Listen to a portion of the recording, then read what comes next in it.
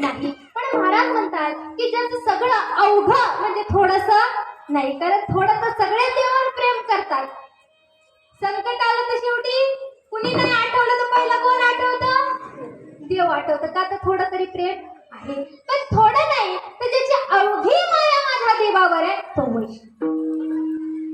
कारण प्रेम ही अशी गोष्ट आहे ना, ज्या ठिकाणी ठेवू तसं त्याला शब्द प्राप्त होतो, तसं त्याला नाव प्राप्त होतं. प्रेम हे जर एखाद्या व्यक्तीवर केलं तर त्याला मोह म्हणतात. काय म्हणतात?